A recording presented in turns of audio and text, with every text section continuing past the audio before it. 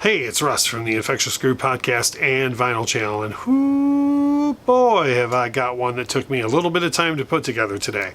I had more than a few people ask for it in the comments section, and almost everyone I know in real life ask for it all of the time. Today I'm going to do it. I'm going to rank my top 5 Pink Floyd songs of all time, coming right up. Pink Floyd. Probably my favorite band of all time. Band for sure. In the discussion for my favorite artists of all time. Spent a ridiculous amount of time listening to their material, seeing them in concerts, seeing solo concerts, taking everything in since I got into the band around 1990, 89, 90, somewhere around there. I will fight you over them. I am a huge Pink Floyd fan. I celebrate nearly everything that they've ever done, and I get the question all the time, what is your favorite Pink Floyd album? I've already answered that question on the channel, so you can go back and check out my top 5 Pink Floyd albums video. And in the comments for that, on Discord and on the Infectious Groove Podcast, Twitter, and everywhere, I've had more than a few people ask, well, what are your top 5 favorite Pink Floyd songs of all time? So I put together my list. It might surprise you a little bit with the albums, the order that I had the top 5 albums, but we're talking about individual songs here. Right before I get into it, I do want to say, if this is your first time on the channel, please make sure to hit the little red subscribe button down there. You have no idea how much it helps the channel. It is greatly appreciated. Even if you don't subscribe to the channel, it matters a great deal if you could hit the like button. And more important than that, please make sure to leave comments below. If you love Pink Floyd and you think my choices are insane, we can discuss that. If you love Pink Floyd and you think my choices are great, we can discuss that. If you hate Pink Floyd with a living passion, keep it to yourself. Just kidding. Feel free to tell me why. I would love to discuss that with you as well. Having said that, here we go. My top 5 Pink Floyd songs of all time. Coming in at number 5 is a very unorthodox choice, but honestly, it's one of my favorite Floyd songs, and it easily ranks in my top 5, and that is Nobody's Home from The Wall. Now, I personally believe that side 3 of The Wall, from Hey You to Comfortably Numb, is at least for me, it's the single greatest side in the history of music. I'm not going to go into a full review of side 3 of The Wall, but just know that I think that everything that Pink Floyd does amazing, they do within that one side of The Wall. And Nobody's Home, for me, kind of is the peak of that side, because it, not peak, but it basically it brings everything together that's done well on that side. There's a lot of aggression in the song, even though it's a ballad. There's obviously tender moments in the song because it's a ballad. I think the lyrics are amazing and can, in many ways, encapsulate the entire story found on The Wall, just within that one song. And there's orchestrations involved, which would reappear again later in the side. All the way across the board, Nobody's Home is just a fantastic Pink Floyd song. I think a little on the underrated side even, but definitely comes in at number 5 on my top 5 Pink Floyd songs. Coming in at number 4 is an appearance from the album Metal, and the song Fearless, which I think is insanely underrated. If we're talking about Nobody's Home being a little underrated, then Fearless is criminally underrated. Fearless is an acoustic ballad, I guess you would say, like a mid-tempo, up-tempo ballad, maybe down-tempo rocker. I don't even know how to categorize it, but Fearless is just an amazing song that really gets overlooked when a lot of people discuss the Metal LP. And the themes on Fearless were repeated many times in Roger's lyrics over the years, but I think he said it really well in that one song. I think the acoustic guitar work is fantastic. David Gilmour's really overlooked as a acoustic guitar player, and a lot of the feeling that he brings into his acoustic playing, and I think it's on display in Fearless. The very first time I heard the Metal LP, the only thing I was familiar with it going into it was the song One of These Days. And it's not like I didn't like A Pillow of Winds or Saint-Tropez or the other songs on there, but Fearless was the one that stuck out to me. I just thought, why haven't I heard this before? Like, how am I just now finding out about this song? So that's number 4 for me. Number 3 for me, now the next 3 might be, at least 2 of them are going to be ones that people think are fairly obvious, but they might be in a different order than you think. 3 for me is Shine On You Crazy Diamond, but not the whole piece. For me, the song Shine On You Crazy Diamond doesn't even start until parts 6 through 9. Now, if you're not too familiar with Pink Floyd, maybe if you only have some hits packages or some live albums, you probably haven't heard the section of Shine On You Crazy Diamond that I'm talking about, because on their live records and on their hits packages, usually only parts of 1 through 5 get included. Whereas for me, the song doesn't even start till the second half. Now, if you have the Wish You Were Here LP, or if you're a longtime Pink Floyd fan, then you know what I'm talking about. You flip the Wish You Were Here LP over to side 2, and coming out of the title track, Wish You Were Here, when Shine On You Crazy Diamond comes back up, then you're into part 6, all the way through the end of the song. And again, it's everything people love about the song Shine On You Crazy Diamond. It's a continuation of the lyrics, but still the themes, universal themes, but very much being able to apply to Sid. However, after the main chunk of the song kind of starts to disappear, there's a couple of really fantastic parts that I think a lot of people overlook. There's a jazzy refrain that happens that is just amazing. That is, in my opinion, reminiscent of Echoes and what was done in the middle of Echoes. And just all 4 band members firing on all cylinders, killing it. And then the track fades out with, and I had a friend of mine make this observation, almost like a Elton John Funeral for a Friend type funeral dirge.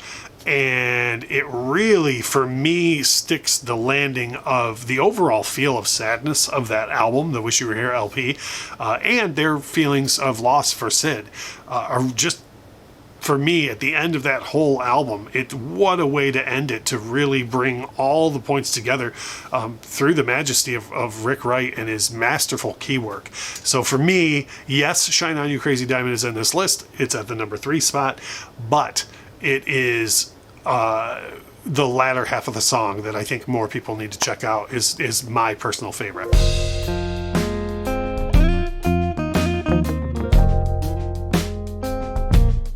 Coming in at number 2, before I do a couple of honorable mentions, is, and this is the song I would assume most people thought was going to be number 1, is the song that finishes side 3 of The Wall, Comfortably Numb.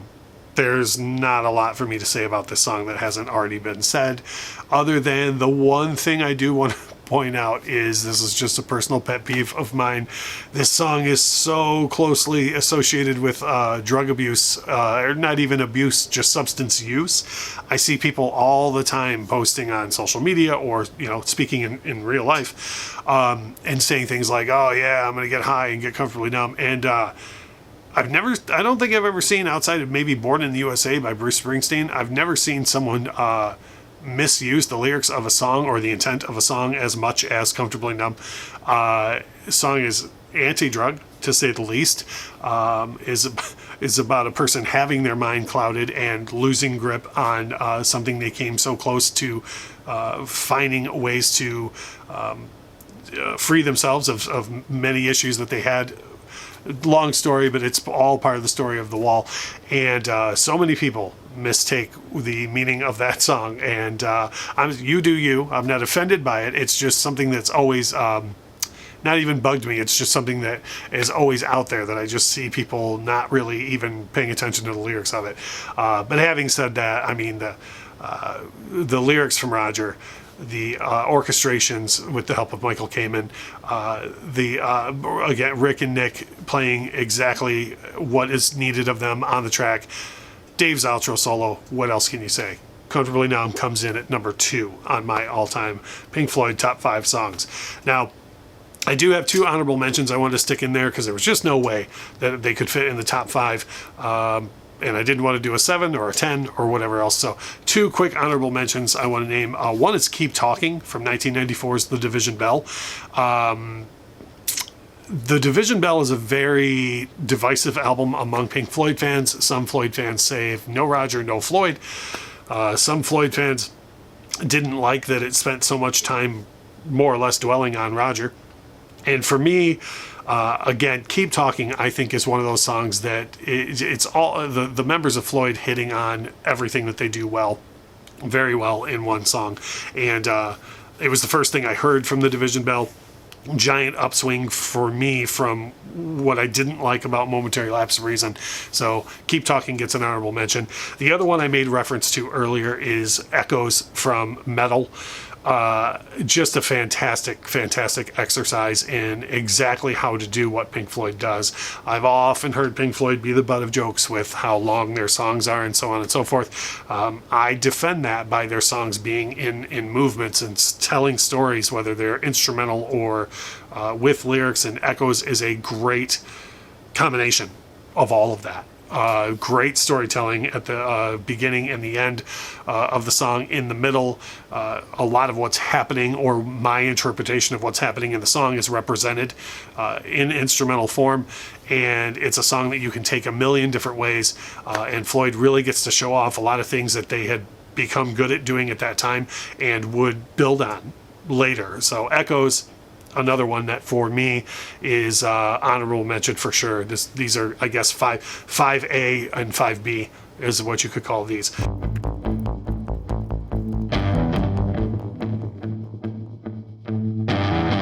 So without further ado, my personal all-time favorite Pink Floyd song is Careful with That Axe, Eugene.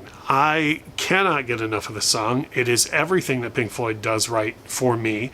It's something that took me years to get into. I was very into Dark Side of the Moon and Further for the first 5-6 years of being a Pink Floyd fan. I finally heard Careful with That Axe, Eugene sometime back when the Shine On CD box set was still readily available. There was a early singles CD that was available in there, and it had Careful with That Axe, Eugene on it.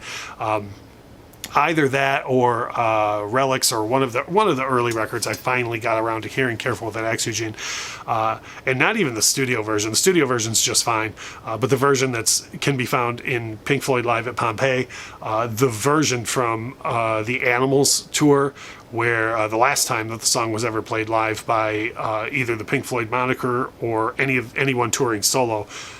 Monstrous version. I'm sure it's here on YouTube, so you could look it up if you wanted to. Just Careful with That Axe, Eugene 77, or Careful with That Axe, Eugene from Live at Pompeii. But it's a mostly instrumental piece.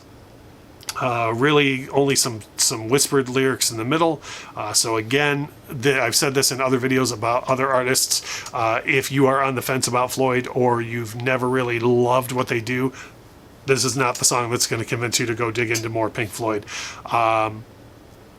For me personally, it's just everything that Pink Floyd does right, everything I love about Pink Floyd, all in one space.